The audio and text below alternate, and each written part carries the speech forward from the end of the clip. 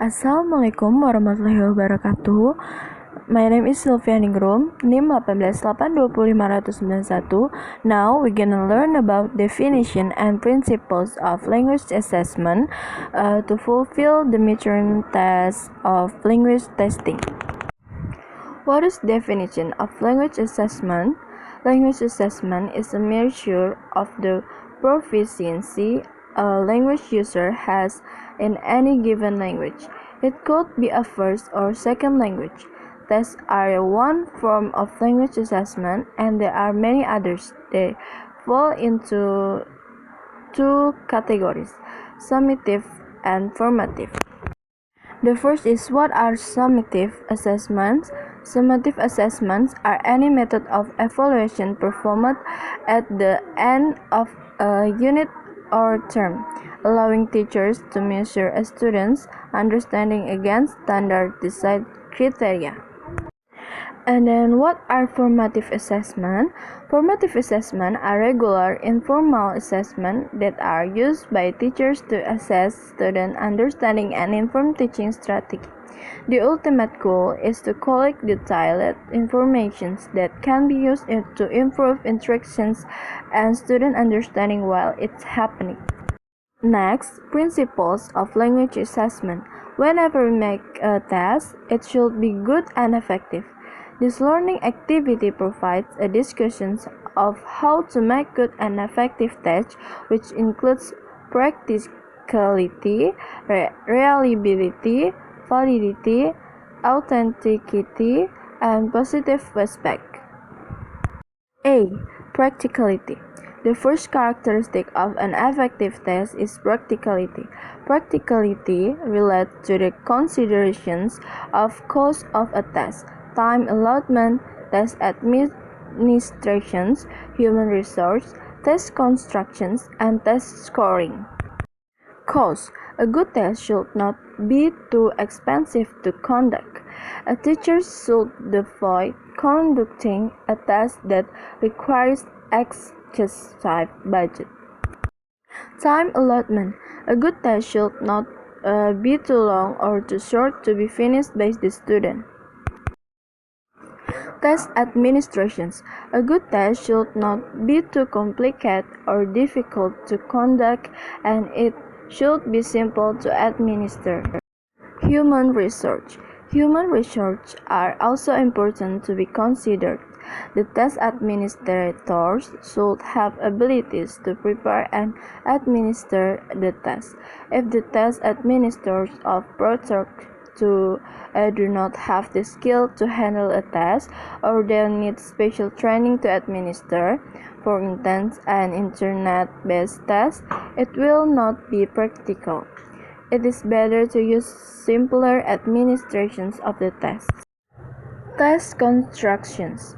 Test constructions, we may, for instance, use essay type test, which is essay to construct but takes time to score, or use multiple choice test, which takes longer time to construct but is easy to score.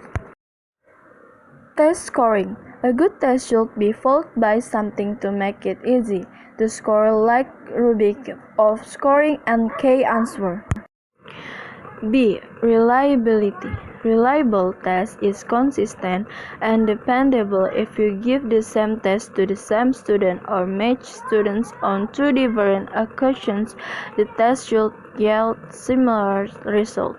There are some issues related to reliability that are: A. Student-related reliability. The most common learner-related issue in reliability is caused by temporary illness, fatigue, a bad day in city, and other physical or psychological factor, which may make an observed score differ from one's true score. For example, when a student is not in his good mood because of his bad day while taking a test, then it can affect his score. B. Letter reliability. Letter reliability deals with the scoring process.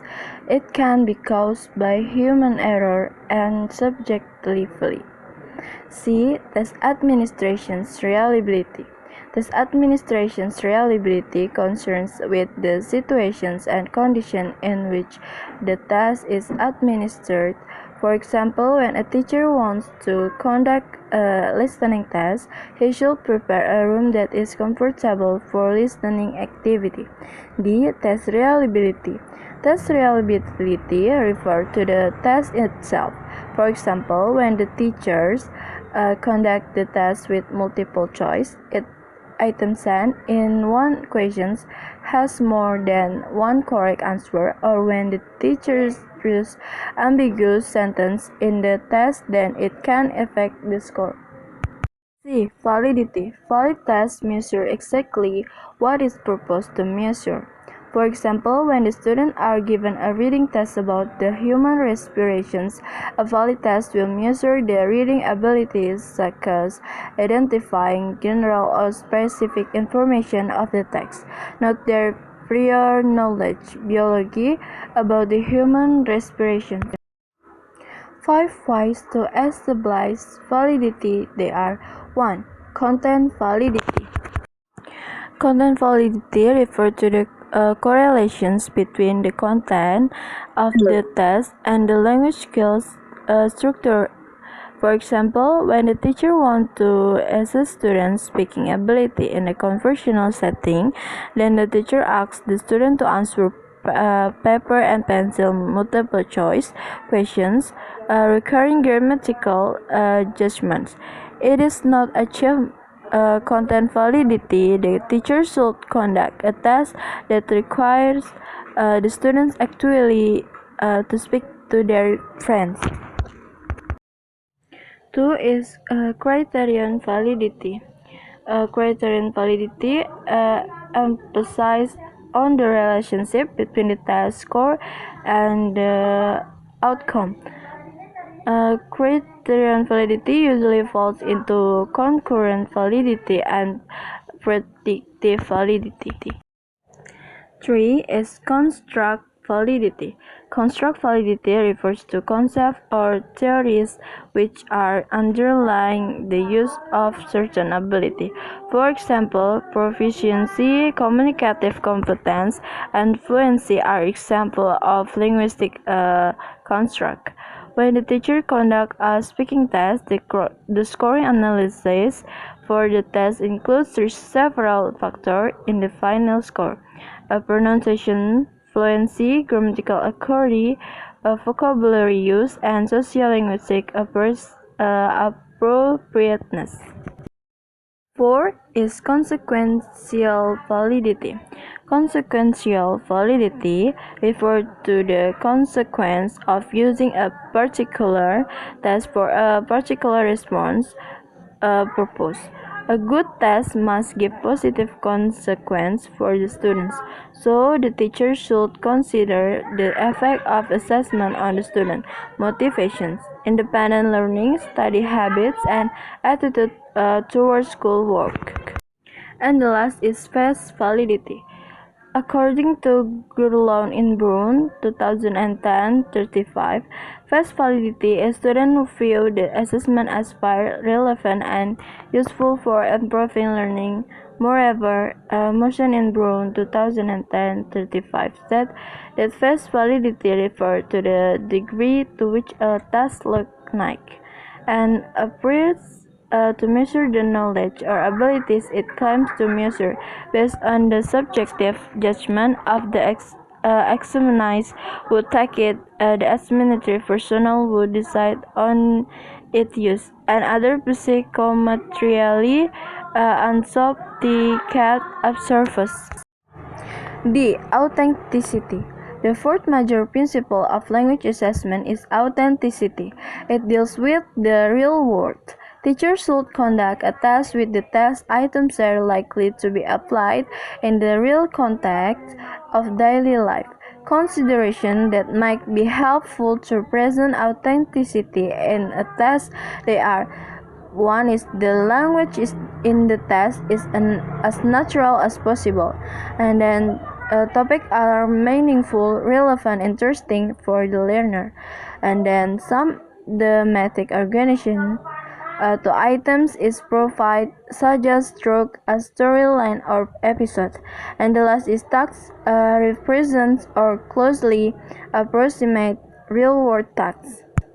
E. Westback. Westback refers to the effect of testing on teaching and learning process, and it has two sides, positive and negative. Positive feedback has beneficial influence of teaching and learning for both the teacher and the students. For example, when the teacher conducts daily paper-based tests and asks the student to answer some questions after they finish their job, they will submit the paper to the teacher. Then the teacher checks their job. After that, the teacher not only give a score but also give a feedback or comment about their strength and their weakness on test performance in order to give motivation to the students. Negative feedback. Negative feedback test which has negative feedback is considered to have negative influence on teaching and learning. For example, when the teacher conduct daily paper-based test and asks the student to answer some questions after they finish their job, they will submit the paper to the teacher. Then the teacher check their job and only given the term scores without any comments. And really later grade or numerical score is not enough. The student needs a feedback from their teacher. And the last is conclusion from this presentation is based on the explanation about the principle of language assessment above, we can conclude that a test is good if it contains practically high reliability, good validity, authenticity, and positive feedback. The teachers should apply these 5 principles in conducting a test on their teaching and learning process.